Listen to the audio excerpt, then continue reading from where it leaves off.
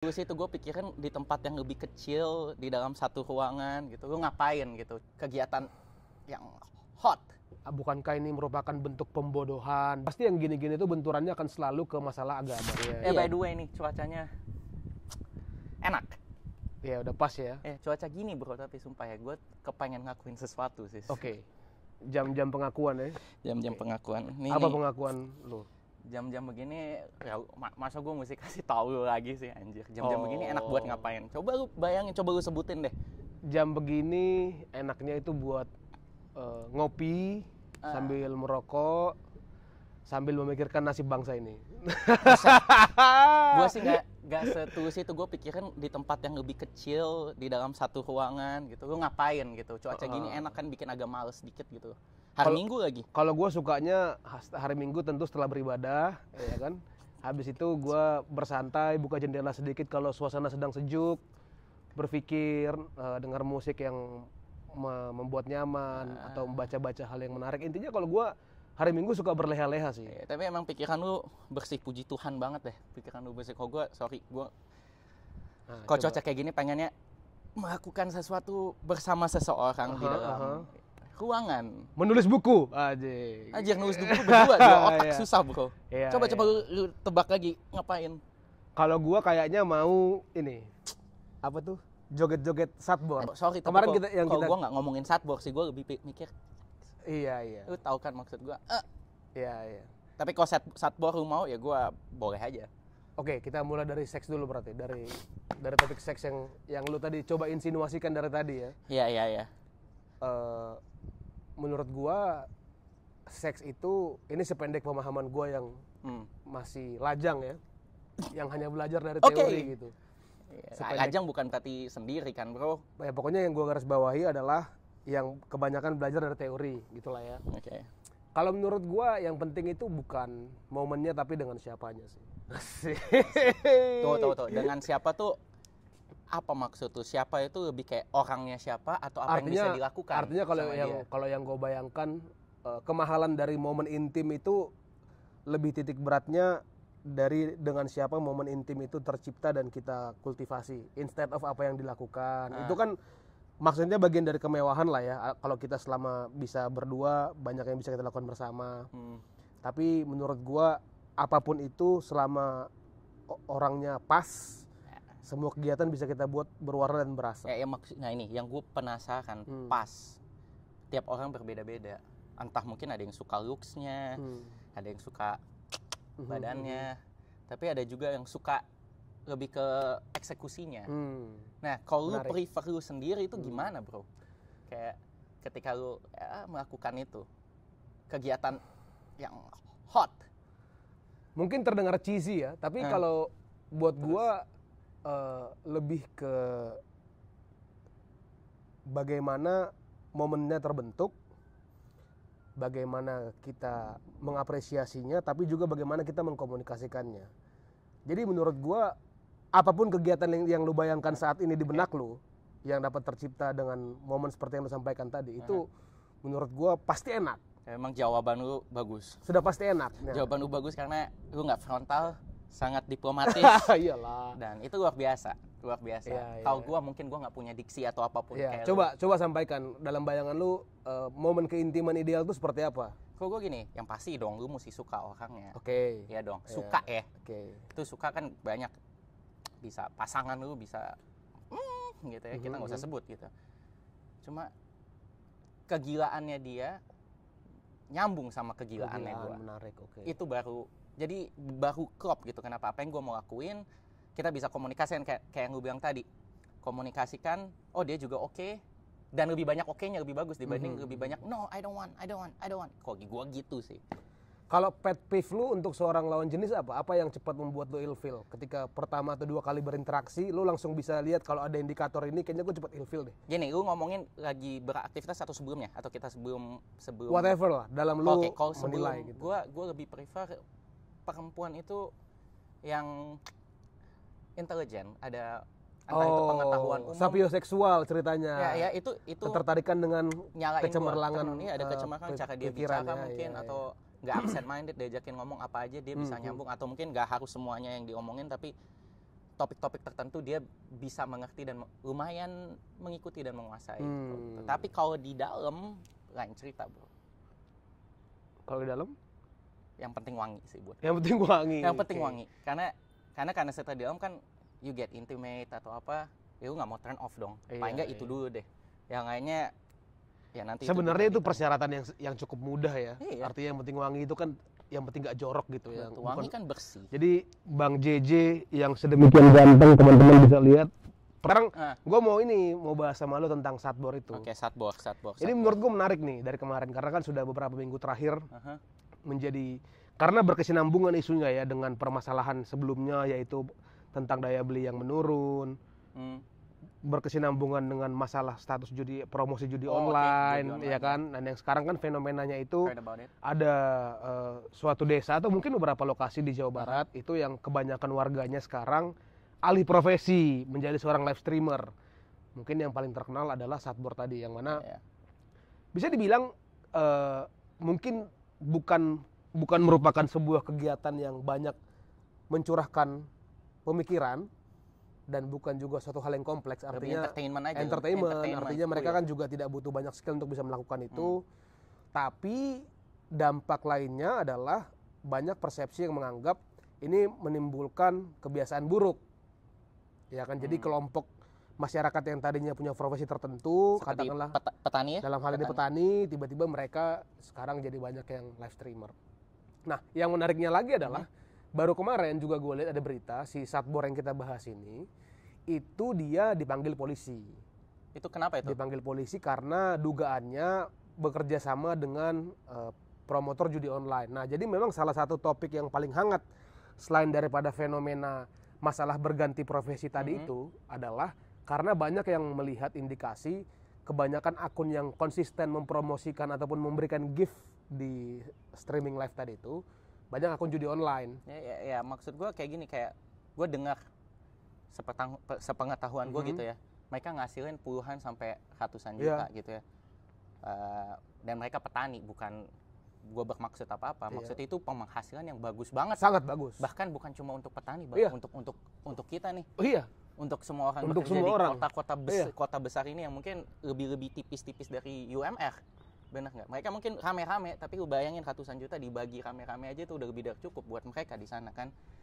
Cuman kendalanya apa kalau misalkan mereka itu menghasilkan lebih seperti itu? Enggak, jadi kan yang mau gue bicarakan banyak perdebatan itu dari kacamata yang tadi bahwa kok dibiarkan praktik seperti ini, bukankah ini merupakan bentuk pembodohan, bukankah ini merupakan kegiatan yang tidak produktif gitu. Nah, kalau gue pribadi sih jawaban gue sangat singkat. Menurut gue terlalu egois kita memikirkan kemasan pekerjaan mereka. Kalau mereka sendiri pun dengan apa yang ada saat ini sudah sangat bersyukur. Kalau mereka saja saat ini tidak memikirkan bahwasannya pekerjaan ini tuh membawa downside yang signifikan, sedangkan itu dianggap memenuhi kebutuhan mereka, kita tidak boleh egois untuk bilang bahwa ini salah gitu. Ya, gue setuju. Gue kenapa kalau gue ngeliat kayak Satbor apotarian apa yang viral itu kan, yang mereka lakuin itu sebenarnya dilakukan orang di mana-mana, videoin diri sendiri, betul, nari-nari, dan itu diperbolehkan kan, dan tidak melawan hukum, dan mereka buat uang dari situ. Ini dijadikan permasalahan, tapi kemudian kita juga tahu ada kegiatan lain, entah di depan kamera ataupun di belakang, jualan diri sendiri. Tapi banyak justru itu under the radar nggak ketahuan. Kenapa malah Satbor nih yang kena nih sekarang? Kalau menurut gue sih mungkin dari segi volume ya, dari segi jumlah kan pasti jauh lebih masif insiden yang ini sekarang, karena sekali kejadian langsung di beberapa tempat langsung banyak fenomenanya, langsung menjadi sorotan. Oleh karena itu perhatian masyarakat banyak ke sini. Kalau masalah jual diri menggunakan media online ini kan sudah lama menjadi permasalahan. Nah, tapi kalau gua lebih melihatnya permasalahan yang kayak Satbor ini lebih ke tentang justru kan kalau kita lihat dari kacamata entrepreneurship, mereka ini benar sebenarnya. Betul, promosinya begitu ya. Artinya kan orang yang dengan keterbatasan modal, dengan keterbatasan akses, dia melihat ada peluang. Betul. Di mana peluang ini bisa menghasilkan uang tidak hanya buat dia tapi juga untuk orang sekitarnya. Jadi kan kalau kita selama ini menggembar-gemborkan semangat untuk mendidik lebih banyak pengusaha, entrepreneur, well technically yang mereka lakukan sekarang ini entrepreneurship. kita mau berdebat tentang bentuknya elok atau tidak, bayar pajak atau tidak, apakah ini merupakan yang ideal atau tidak, itu hal yang berikutnya. Pokoknya bisa memancing cuan buat iya, mereka. tapi kan secara konsep pebisnis mereka ini melakukan itu, melihat ada kesempatan, ada teknologi, ada opportunity-nya, ada ceruk yang mereka bisa manfaatkan, mereka gunakan. Jadi dari perspektif itu menurut gue sangat-sangat bagus. Nah, cuman memang jadi masalah ketika kalau memang betul yang dibilang tadi itu kan ada promosi judi online. Nah, kalau itu kan nanti hubungannya kan ke hukum pidana. Betul. Jadi kan lebih kompleks. Memang kan kalau kita berbicara tentang judi online-nya sebagai satu hal yang ilegal, ya salah dong kita fasilitasi, ya kan bisa mempromosikan. Tapi yang menjadi ironis lagi, baru-baru juga ada beritanya bahwa ada karyawan dari salah satu kementerian yang seharusnya bertugas untuk mengawasi, termasuk diantaranya penanggulangan terhadap judol ini, justru karyawannya langsung lah yang menjadi semacam tim penjaga warnet. Tahu kan lu kalau orang zaman dulu yang standby, ngejagain server, jagain server, nyalain kapan nih mati nih. Nah, jadi bahkan ada berita baru itu orang-orang yang seharusnya menjadi pawang inilah yang malah jadi double agent. Jadi bukannya mereka memfilter situs yang mempromosikan judi, malah mereka yang menyelamatkan beberapa. Nah, ini kan jadi nyambung nih dari masalah tadi satbor, promosi judi online, keterlibatan negara. Oleh karena itu kan kita tidak bisa melihatnya satu persatu. Ya, gitu, yang gue lihat emang bukan cuma masalah judi online ya. Kalau kayak gini tuh banyak banget emang yang main double agent tuh pasti banyak banget di mana-mana. Entah itu apa ya, ekspor import yang ya kan, apa pasti ada. Sayangnya praktek double agent ini sudah ada semenjak manusia mulai berhadapan. Dari zaman dulu kan ada orang yang diambil jadi intel. Betul. Ada orang yang dibuat jadi sleeper agent. Bahkan di Alkitab pun banyak. Di Alkitab pun ada gitu orang-orang yang punya motivasi tertentu, ya kan. Jadi bahaya banget emang. Nah, tapi kalau dari sisi kesempatan dari warga untuk mencari uang, menurut gue sih jangan diisengin lah, jangan dikerjain, biarin aja. Kalau memang nanti misalkan pemerintah mau hadir memberikan fasilitas dalam bentuk pendidikan atau dalam bentuk yang lain, ya itu sah-sah aja silakan. Tapi secara konsep menurut gue tidak fair kalau orang yang sedang berentrepreneur seperti ini, terlepas dari segala kekurangan dan kelebihannya, yaitu dipersulit hidupnya, itu janganlah gitu kan. Nah, kita coba bahas, kok gue sih mau bahas keluar dari masalah pidana dan segala macamnya, judul-judul. Banyak banget content creator, content creator itu mungkin 80%, 90% mereka mau beraspirasi untuk bisa menghasilkan penghasilan dari membuat konten. Setuju nggak? Banyak yang mereka lakukan dengan cara berbagai macam cara untuk viral di berbagai platform yang ada. Lu setuju kan tentang itu? Nah, satbor ini yang orang-orang udah ikutin, gue katakan mereka sukses. Nggak tahu mereka suksesnya itu udah mereka rencanakan atau gimana. Tapi menurut tuh apakah mereka bisa sustain? Let's say orang-orang yang tiba-tiba viral. Kita ngomong viral ya. Kayak dulu ada YouTuber yang suka, yang kecil perempuan tentang make up, dia ngomong sama ayam atau apa. Gue lupa namanya, tampangnya ya bukan orang yang sebenarnya bisa mempromosikan kecantikan gitu kan. Tapi dia dipakai di sosial media dan dia viral, mungkin menghasilkan duit banyak. Tapi gue belakangan ini udah nggak pernah lihat dia. Menurut lo, apa viral itu cukup untuk sustain, untuk jangka panjang? Kalau kontennya yang dilakukan tidak berubah, menurut gue sih tidak akan bertahan lama, ya kan? Karena kan beberapa waktu ini kita lihat kan tidak berubah kontennya, hanya begitu-gitu aja. Hanya gitu-gitu aja. Tapi kalau viral sebagai momentum untuk membangun fondasi dia menjadi content creator, sangat bisa. Jadi kalau memang ternyata dia pasca ini nanti kreatif, dia mengerjakan dengan serius, bikin tim, lalu dia coba untuk brainstorming dengan content creator lain mungkin untuk sebagai sebuah momentum sehingga nama dan wajah dia masih familiar di kalangan para penonton, sangat bisa. Tapi menurut gue kalau dari segi konten, kalau hanya joget-joget seperti itu yang dia pertahankan terus, menurut gue sepertinya tidak ada lagi selain daripada promotor judi online yang sepertinya mau konsisten mengeluarkan uang sebanyak itu. Gue nggak kebayang sih yang lain gitu kan. Karena kan itu kan pasti berhubungan juga dengan siapa yang nonton konten. Kan mereka juga pasti punya algoritmanya kan. Mereka akan lihat apakah pemain judi online misalnya ya merupakan penonton terbanyak dari konten ini. Menurut gue itu linear pasti. Jadi kalau menurut gue kalau sampai judi online tuh mau promosi di tempat seperti itu, dapat diduga bahwa mereka melihat algoritma dari penonton konten seperti itu beririsan dengan algoritma para pemain judi online. mungkin aja kan zaman sekarang orang udah based on data semua kan gitu. Betul, dan semua udah ngebantu banget itu platform-platform, mereka udah punya bagian data-data sendiri yang kita bisa akses. Kita balik lagi dulu ya, maksudnya gue agak sad aja karena gue juga punya channel juga yang lumayan lah ya, tapi emang pasarnya bukan di sini, off the radar lah sama orang sini. Gue bikinnya itu dalam setahun emang konsisten post video untuk cari momen viral. Satu titik ya kita pakai di platform merah nih, yang salah satu yang paling susah. Satu titik ini video gue viral salah satunya, dan itu nge-boost gue akhirnya jadi partnernya mereka, partner dari si merah. I see. Oke. Cuma di sini ada kesulitannya karena penghasilan utamanya itu emang banyak kan. Kalau gue nggak mau promosikan barang, penghasilannya banyak dari iklan. Dan karena gue udah ngerasa gue nyampe di situ, udah penat dong, gue capek kan, gue coba break. Emang penghasilan pertama begitu gue jadi partner hampir 10 juta. Hampir. Berasa lah bedanya. Berasa banget. 2-3 bulan pertama tuh konsisten di angka 7-10. Tapi ketika gue udah mulai agak turun, gue coba, gue jarang ngepost kan. Gue coba ngepost lagi. Tapi untuk mendapatkan momen viral itu, susah lagi bro.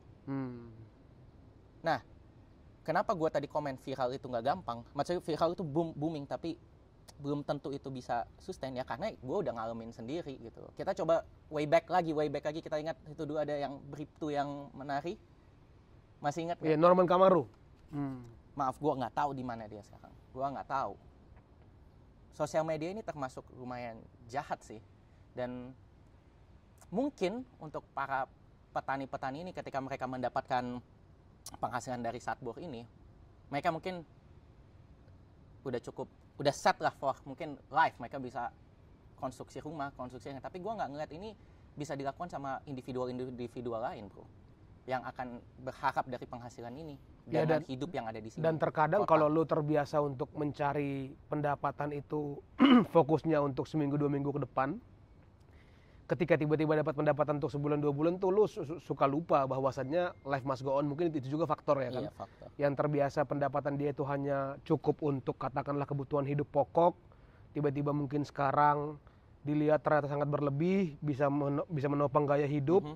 Ya ini kan menjadi sebuah permasalahan psikologi juga pastinya ya kan. Nah tentunya kan yang perlu diingatkan nanti kalau buat mereka ya, kalau ini tidak abadi seperti yang lu bilang tadi, jangan sampai mirip ini dulu. Kalau lu ingat ada masalah pembebasan lahan oleh Pertamina di suatu wilayah pertanian, bukan masalah, ada kesepakatan pembebasan lahan di suatu wilayah, tiba-tiba gara-gara pembebasan lahan satu kampung beli mobil semua. Gua ingat. Jadi semacam kampung konglomerat lah, karena tiba-tiba jadi punya mobil semua, jadi tajir semua, 2 mobil 3 mobil. Berjalan 2-3 bulan karena mereka mungkin tidak mencoba mempersiapkan untuk pendapatan masa depan, habis untuk yang sifatnya belanja semua, akhirnya bingung akhirnya dari mana pendapatannya, mobilnya mau dijual dan lain sebagainya. Nah, mungkin ini kan ada persamaan dengan yang lu bilang tadi, jangan sampai orang-orang yang saat ini mendapatkan momentum untuk mengumpulkan modal, katakanlah begitu ya, kita asumsikan lah bahwa kegiatan mereka saat ini tuh kegiatan mengumpulkan modal yang tidak akan sustain. Jangan sampai mereka lupa aja bahwa ini tidak abadi. Kalau bisa lu convert kayak lu jadi buka warteg atau lu buka warung kayak. Tapi mungkin gak begitu mudah ya bro untuk melakukan itu, untuk kayak lu bilang dijadikan modal, karena kembali lagi apa mereka terdidik dengan benar untuk itu. Ya itulah makanya kalau memang tadi dibicarakan negara mau masuk, dari situ aja masuknya, nggak usah, atau misalkan kita masyarakat punya kepedulian, ya untuk mengingatkan itu aja bahwasannya jangan sampai terbuai gitu kan. Kalau untuk kegiatan utamanya kita larang-larang ya jangan lah gitu kan, kasihan juga mereka. Cuma kayak gini kan, permasalahannya ada orang akhirnya seperti mereka yang kayak dipermasalahkan mereka dari petani, mereka nanti kabur semua jadi konten creator pada bikin. Tapi kan kayak kita ngerti momen-momen viral gini kan momentum, pinternya para judul ini pakai itu kan. Iya. Cuma nanti ini sedih juga buat mereka, begitu ini udah nggak relevan lagi, hilang semua mereka. Iya. Mereka harus balik bertani lagi.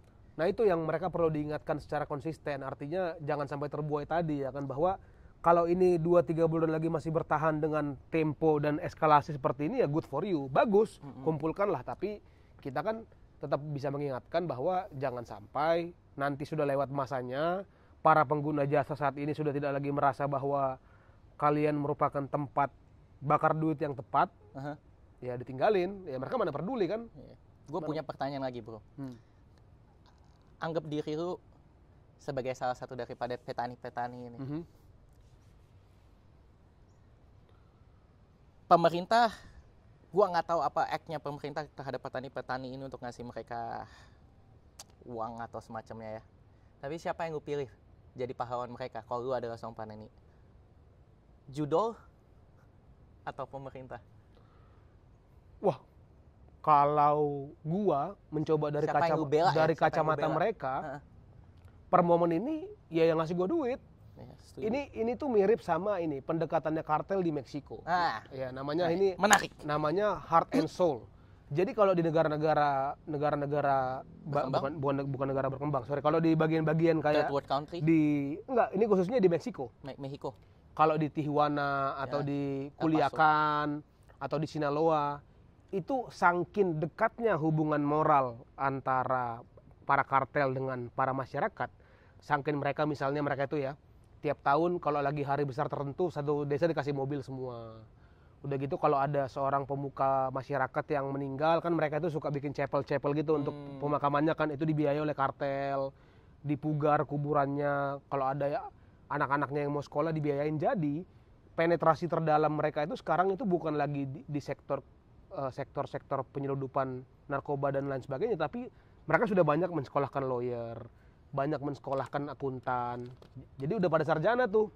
Baik yang dia punya warga negara Meksiko maupun Amerika. Nah, persamaannya menurut gua, orang-orang yang untuk kehidupan sehari-hari saja itu masih butuh berjuang, dia nggak akan peduli siapa, bukan nggak akan peduli ya.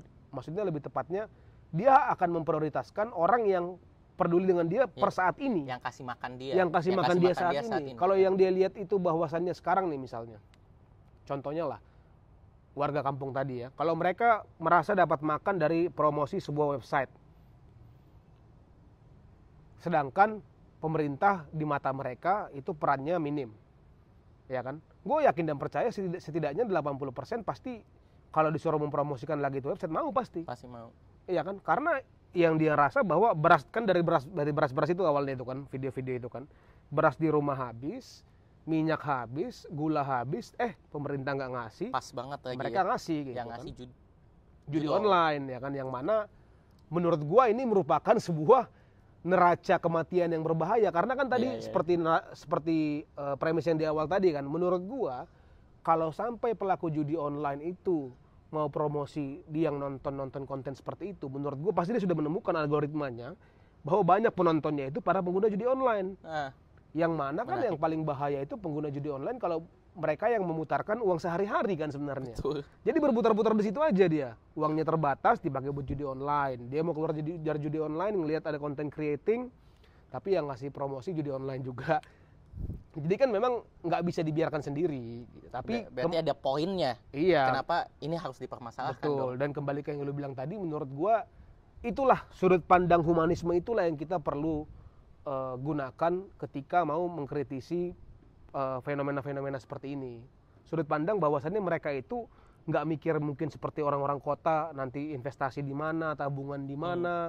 Mereka mikir saat ini. Mikir aja. saat ini yang ngasih makan X, ya. maka kalau besok X dihina orang kita bela sampai mati. Betul. Nah di situ dia permasalahannya kan. Itu menarik banget tuh, karena di Meksiko itu gue kan termasuk sangat tertarik ya dengan kebudayaan dan perkartelan Meksiko. Gue cukup ngikutin lah. Itu memang sekarang itu merupakan contoh di mana kalau kartel diizinkan punya akses dan punya kekuatan seperti negara, seperti Meksiko sekarang lah jadinya. Itu betul-betul Pak. Bisa, kalau lu pasti pernah ngikutin ya penangkapan tentang dulu anaknya El Chapo, ya kan? Salah satu anak El Chapo ditangkap oleh otoritas Meksiko. Itu bisa-bisanya Pak, bayangkan dikepung komplek TNI AD-nya Meksiko sama kartel dengan permintaan kalau nggak lu lepaskan kawan itu, ini kita serang semua. Bayangkanlah kalau di sini coba tentara dikepung gitu sama bandar kan nggak make sense kan. Apalagi penetrasinya sudah semakin dalam, seperti yang tadi, para lawyer, para akuntan, bahkan disinyalir para politisinya, bahkan presiden terpilihnya itu tidak bisa lepas dari afiliasi kartel. Makanya kan kemarin selama pemilu di Meksiko itu, sepanjang tahun ini tuh ada puluhan calon-calon anggota legislatif yang dibunuh Pak. Gila, seberbahaya itu negara itu. Hidup di sana nggak bisa kalau tenang masyarakat banget. kalau para bandit dibiarkan sedekat itu dengan masyarakat dan negara tidak pernah kasih perhatian atau tidak cukup perhatiannya. Jadi kita balik lagi, berarti ini sebenarnya tindakan yang benar sebenarnya dipanggil. Mereka dipanggil, tapi mungkin salah target panggilnya kali. Mereka dipanggil untuk mengurusin masalah satbor ini loh. Gini, fenomena bahwasannya ada sekelompok masyarakat yang menemukan ceruk untuk berbisnis menurut gua harus didukung. Tapi di sisi lain kalau memang ternyata terbukti bahwasannya dalam fenomena ini ada pihak-pihak yang berusaha untuk mengambil keuntungan tertentu, baik itu dengan cara sponsorship judi online dan lain sebagainya, tentu negara harus masuk dan merintangi lah. Dan gue ngerasa pemerintah emang negara ini tahu kok hal yang kayak lu sebutin tadi terhadap kartel-kartel itu, yang kartel-kartel lakukan ini juga mungkin nggak akan jadi masalah yang skala besar seperti mereka di sana di Mexico, tapi di sini mungkin akan jadi masalah juga karena ketika mereka bisa dikontrol oleh judol-judol ini, ya. Menurut gue dengan ada staf kementerian yang menjadi penjaga lilin website judi itu sangat indikasi yang tidak bagus itu. Masalahnya setelah gue coba lihat-lihat di antara orang-orang ini ada yang sudah tergolong senior, ada muka-muka familiar juga, ada muka yang pernah gue lihat, ada muka yang gue tahu pernah ada orang yang bekerja sama dengan dia. Jadi ini bukan kaleng-kaleng, artinya yang tadi udah kita bilang penetrasi itu ya perlulah negara memperbaiki ini, karena kan yang paling kasihan tuh bahkan gini ya, dari pengalaman gue judi online ini memang luar biasa. Karena ada kenalan gue itu yang orang tuanya itu terjerat judi online. Padahal sangat berkelebihan ekonominya. Nah ini buat gue bingung nih awalnya. Karena gue kira kalau sampai terjerat itu kebanyakan orang yang tidak punya akses pendidikan atau tidak punya pilihan. Ini kita bukan bicara main ya, kita bicara terjerat. Nah ini kalau teman gue ini orang tuanya termasuk seorang yang berpendidikan, punya kemampuan yang oke, tapi akhirnya meninggalkan keluarganya setelah wafat itu dengan utang judi online. Terus? Tapi gini, kita ngomongin orang yang berduit, harusnya bukan yang gampang terjerat sama judi online. Tapi kita ingat orang-orang yang berduit main judi nggak? Main. Di mana? Di Las Vegas, di Malay, di mana ada tempat-tempatnya. Mungkin ketika mereka punya uang berlebih atau uang yang mereka rasa bisa spend dan mereka cari kesenangan di tempat lain, apalagi udah sendiri nih, ya itu yang mereka lakukan.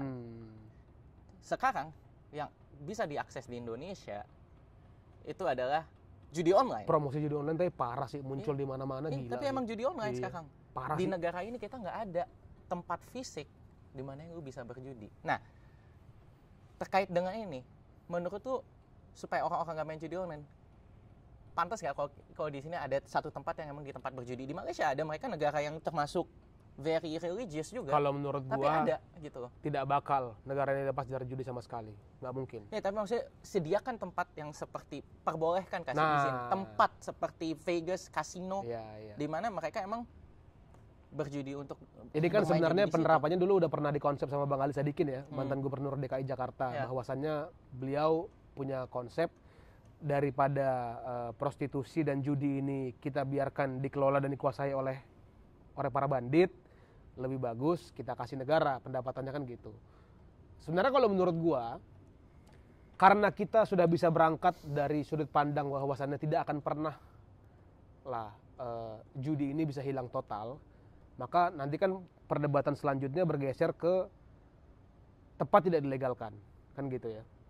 Kan kalau kita hambatan utamanya itu kan yang paling berat kalau dari negara ini kan bagaimana negara kita itu kalau membuat aturan itu tetap mengindahkan yang namanya kaidah-kaidah keagamaan, ya sosial dan moral. Nah, gue tidak akan masuk ke dalam perdebatan dari segi agama. Apakah judi itu oke atau tidak. Samalah dengan miras, prostitusi, itu sudah ada ahlinya lah, ya kan, yang bisa menilai itu.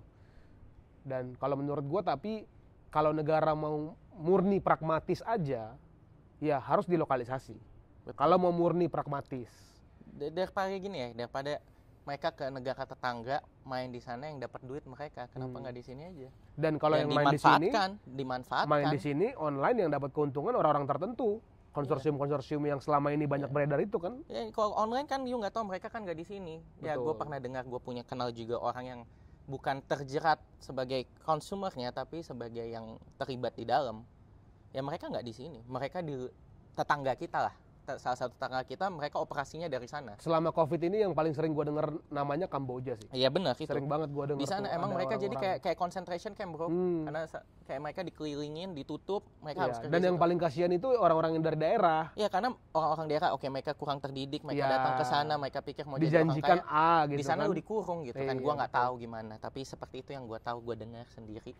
Dan kalau menurut gue gini men, ujung-ujungnya kalau sebuah kegiatan bisnis itu dilaksanakan oleh organisasi ilegal, mereka pasti akan pakai cara-cara ilegal. Betul. Dan yang mana paling menguntungkan gitu. Dan sama lu bisa lolos dengan, maksudnya dia sendiri aja lolos bisa melakukan bisnis, jadi, pasti cara ilegal juga. Jadi kalau dia menyelenggarakan bisnis judi aja udah ilegal, kecil kemungkinan dia dalam merawat karyawannya mengindahkan hukum yang berlaku kan, kecil kemungkinan. Ngapain sekalian aja diperbudak kan gitu kan.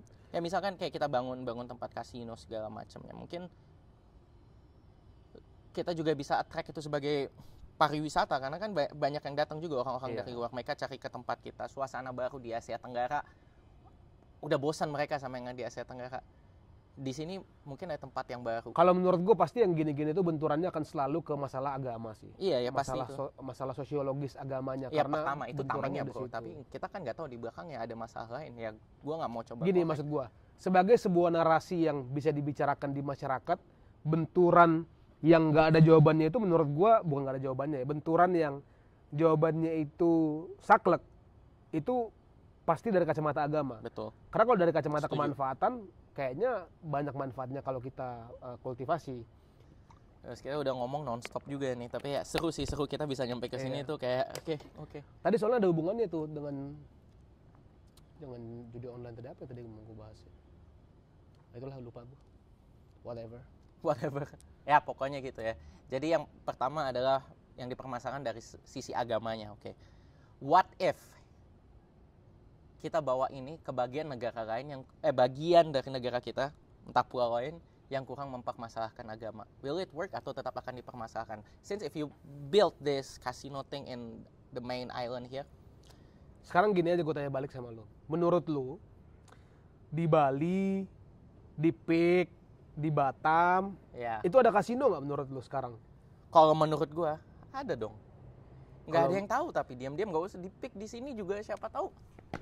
Ada kali di bawah. Kalau menurut gua sih ada. Itu kayaknya sulit untuk kita bilang nggak ada ya. Kita nggak mungkin bilang 0% lah. Maksudnya yang benar-benar pure kayak suatu attraction, bukan yang under the radar. Ya kan sama aja kalau, maksud gue gimana kalau lu blok semua ini judi online.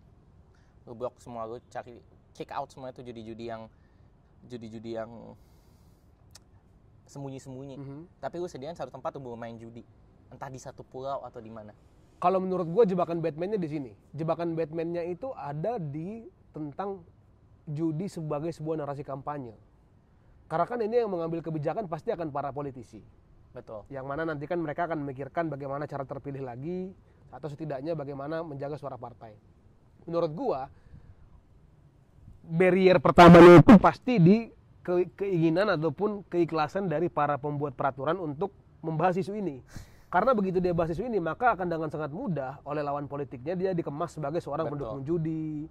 Lebih ke situ sebenarnya. Pertama, jadi siapa dulu yang berani mengangkat isu ini dan apakah bisa dianggap sebanding dengan kemanfaatan yang mungkin timbul. Tapi yang kedua, kan sebenarnya seperti konsep wisata halal di Indonesia ini kan sudah merupakan hal yang dibahas dari lama ya. Artinya kan orang udah tahu lah kalau orang berwisata ke Aceh itu sudah pasti halal. Ya kan, bahkan dulu sempat ada narasi mau membuat Toba itu sebagai destinasi wisata halal. Terus kalau Bali kan kita bisa tahu bahwasannya banyak value-value masyarakat lokal itu yang tidak seluruhnya seiring dengan apa yang dianggap sebagai nilai dalam masyarakat Indonesia. Baik dari segi berpakaian, cara berinteraksi. Nah, poin gue adalah sebenarnya dari segi kemanfaatan seperti yang gue bilang tadi, lebih bagus dimulai aja dibuat di Bali misalnya untuk judi.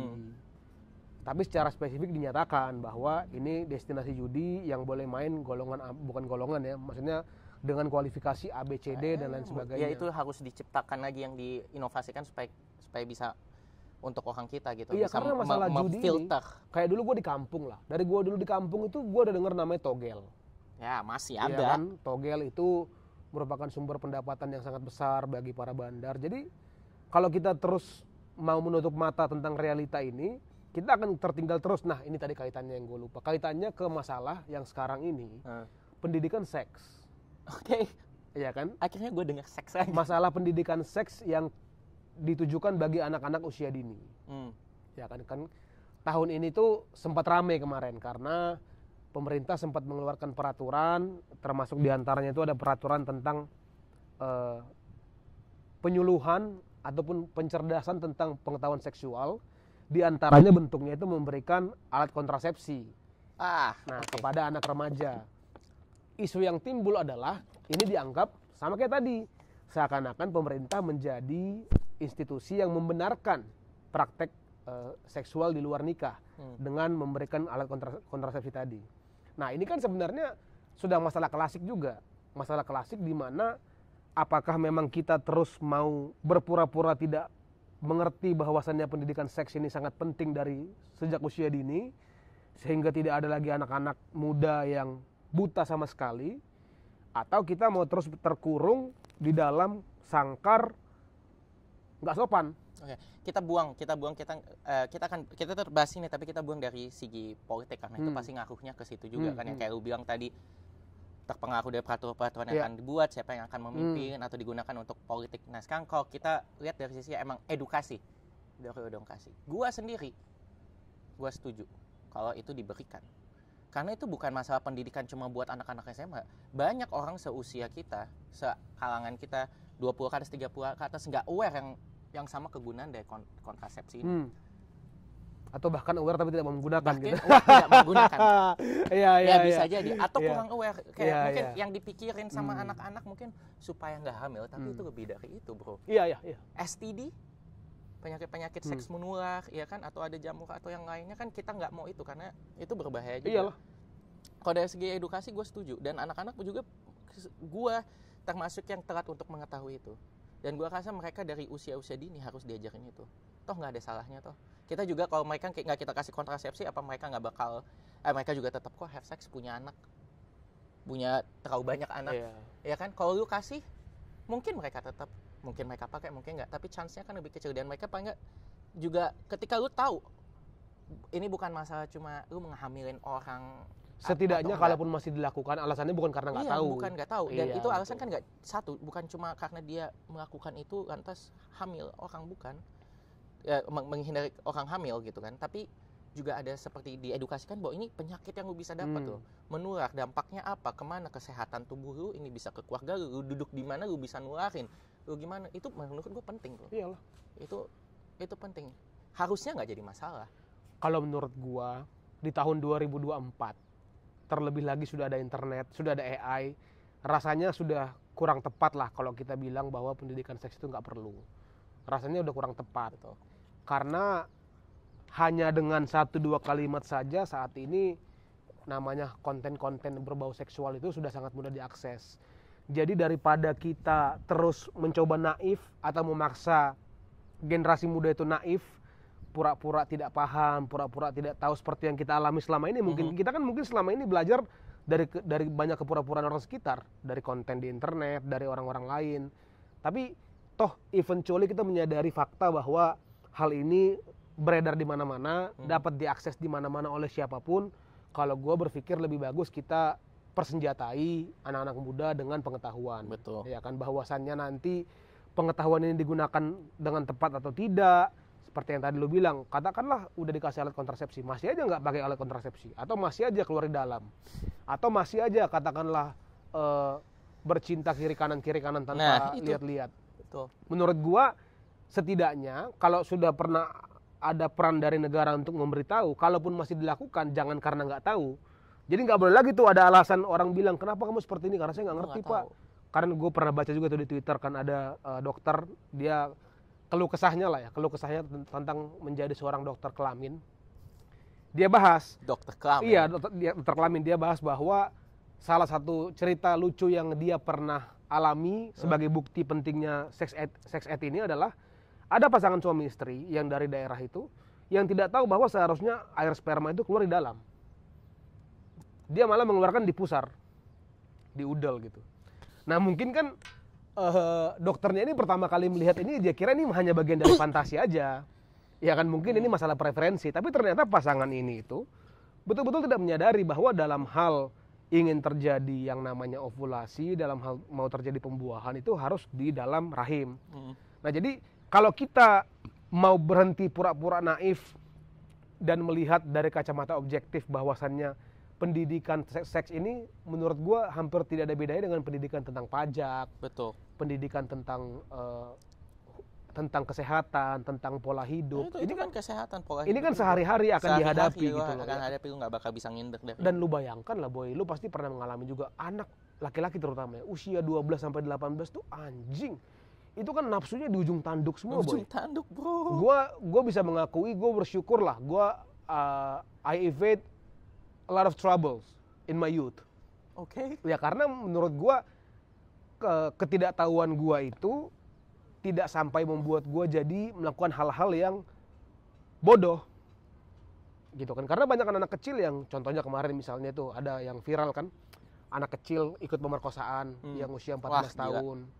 Maksud gue orang-orang kayak gitu kan bisa diduga dengan keras bahwasannya kan dia tidak paham perbuatan dia itu apa dan lain sebagainya gitu. Jadi penting sekali, jadi hampir nggak ada bedanya menurut gue pendidikan itu dengan pendidikan lainnya, ilmu kehidupan lainnya tentang bagaimana alat reproduksi, tentang bagaimana kita menjaga nutrisi, menjaga pola makan, dapat vitamin, itu hampir nggak ada bedanya. Tinggal masalah perdebatannya di pantas nggak pantas, dan menurut gue tahun 2024 udah bukan saatnya kita berdebat nggak pantas mengajarkan sex ed karena itu terjangkau one click away.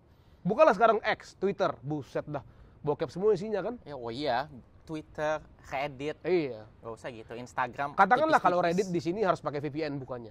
Kalau Twitter kan enggak, tinggal lu klik segala macam cari dapat. Tapi gue juga ya kan, even Google, lu pakai provider handphone lu masih bisa akses kok. Google ya? Ya, Google masih bisa akses. Lu bahkan bisa buka websitenya. Ya memang ada beberapa yang populer nggak bisa lu buka. Lu bisa buka, bahkan provider internet wifi tertentu masih lu bisa akses saja. Gue pernah di Arab. Maksudnya gue nggak pernah di Arab, gue pernah datang di Qatar. Pas lagi di Qatar? Pas lagi gue di Qatar itu nggak bener-bener nggak bisa diakses. Jadi gue buka yang berbau itu even dari Google tak nggak bisa diakses. Ya mungkin kalau lu mau ngomongin agama ya gitu aja. Atau mau ngeblok ya blok aja sekalian. Tapi orang tetap akan cari tahu, mereka pasti akan ketemu caranya, which is nggak mungkin. Kalau menurut gue pendekatan yang lebih tepat itu dipersenjatai, diberikan penjelasan bahwa ini konsekuensinya A, ini konsekuensinya B. Kalau dikasih alat kontrasepsi juga menurut gua kan kalau orang dikasih pisau, apakah betul serta-merta dia jadi pengen ngebunuh orang? Kan enggak juga. Ya kan, kalau orang dikasih cangkul, apakah serta-merta dia jadi mau menggaruk tanah? Kan enggak juga. Walaupun memang katakanlah peruntukannya alat kontrasepsi adalah untuk supaya tidak dilakukan kegiatannya utamanya, kan kegiatan seksnya gitu. Tapi kita kan tidak bisa mengkontrol sepenuhnya domain privat. Benar. Ya kan ada domain-domain yang mana negara memang tidak diperlukan kehadirannya. Dalam hal ini contohnya itu orang mau ngapain di ruangan pribadinya, di kamar pribadinya itu kan nggak ada. Sebenarnya kan udah banyak lah yang negara mau pikirkan, itu nggak usah ikut-ikut dipikirkan lagi. Gue punya pertanyaan. Tapi ini kan 2024. Gue bilang tadi udah waktunya lah. Anak-anak nih semuanya kita belajar tentang sex education. Pada usianya ya. Pada usianya yang emang sudah mulai layak. Kalau di peraturan yang kemarin itu tuh dari range 12 sampai 18. Harusnya mereka udah mulai udah mulai wanita, udah mulai apa, laki-laki kan udah mulai juga. Nah oke. Kedepannya lo lihat ini dalam 1-2 tahun atau di zaman periode kepemimpinan yang baru, bisa lihat ini jadi sesuatu yang akan dijalankan nggak? Kalau apakah gue bisa melihat? Bisa gue lihat. Yang pasti kan soalnya kemarin peraturan yang tadi gue singgung itu, yang peraturan presiden tentang pendidikan sex ed itu kan masih berlaku sampai sekarang. Walaupun penerapannya ya menimbulkan kontroversi, sampai kantor Wapres perlu memberikan penjelasan dan lain sebagainya. Tapi apakah dia akan jadi prioritas? Gue rasa enggak. Karena kan fokusnya kan yang sekarang sepertinya di pangan lah, pangan dan energi. Tapi menurut gua tetap harus ada yang bisa memperjuangkan yang gini-gini. 1-2 orang wakil rakyat yang terus konsisten mengulang-ulangi itu menurut gue nggak ada salahnya lah. Satu lagi, judi. Yang kayak tadi kita ngomongin judi, fasilitasi lah kita bikin tempat di sini khusus judi. Kayak waktu lu bilang di sini kira-kira ada nggak di PEK? Ya pasti ada. Dan emang tempat judi itu di seluruh penjuru dunia, terkenal di Amerika juga terkenal di restoran-restoran Asia. Orang-orang Asia ya. Main mahjong gitu Ya ya? main mahjong yang seperti itu. Maksudnya kayak kita dari Tiongkok gitu kan. Nah sekarang nih kita makin relasi kita nih, gue nggak tahu ya, gue bisa salah nih. Anggaplah gue nggak tahu apa-apa. Relasi kita, gue ngelihatnya ke depannya akan semakin erat dengan Tiongkok. Lu bisa lihat nggak itu nanti bakal jadi sesuatu mungkin perjudian ini akan jadi benar-benar bisa legal di masa yang akan datang. Kalau lu lihat dari sekarang nih, relasi kita, posisi negara kita udah pindah mendekati ke arahnya sana. Dan banyak sekarang di sini, sorry to say, di tempat gua tinggal udah mulai banyak orang Tiongkok sekarang. Maksudnya Chinese. Kalau menurut gua mungkin lebih tepatnya kita lebih tegas sebagai negara bebas aktif. Kan masa politik luar negeri kita kan bebas aktif. Artinya kita seharusnya non-blok.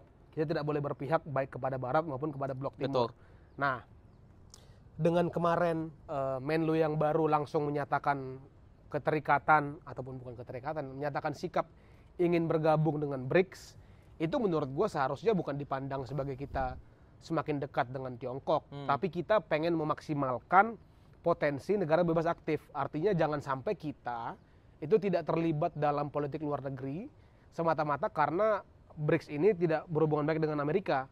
Karena kalau kayak gitu kan jadi justru tidak bebas aktif kita kan. Justru seharusnya nyawa dari bebas aktif itu yang seperti ini. Bahwasannya setiap ada program ataupun ada kegiatan yang dirasa dapat memberikan kemanfaatan bagi negara, maka terlepas siapa yang menginisiasi, terlepas blok mana, kita bisa terlibat.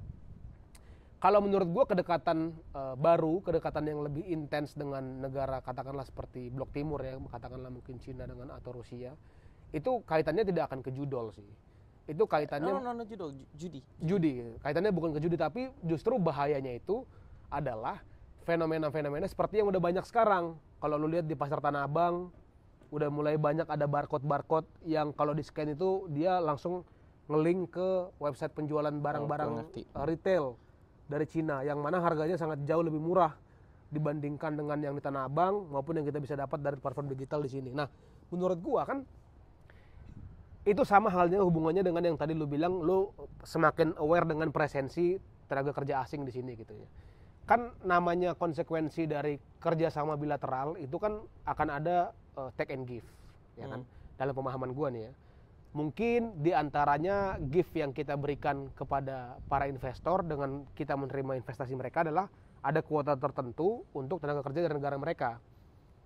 Gitu. Jadi mungkin disyaratkan gue mau invest ke lu 10 triliun, tapi lu harus pakai 1.000 tenaga kerja gue misalnya gitu.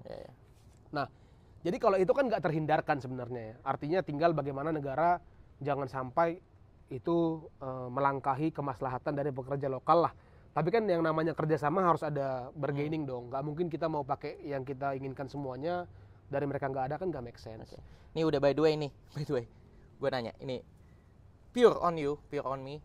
Kalau nanti suatu hari judi di sini kayak kasino itu ada, lu datang main nggak? Gue akan main. Gue juga main. Gue akan main. Gue main. Dan mungkin kita kayaknya bakal lebih sering ke sana daripada ke gereja, bro. Enggak lah, kalau gitu enggak lah. Setidaknya gue pernah foto di situ lah. Kan gitu ya. Kalau kita jauh-jauh ke Genting foto, masa ke situ enggak foto ya. Iya. Oke, berarti udah hujan kok. Kayaknya kita mesti melipir dulu. Oke.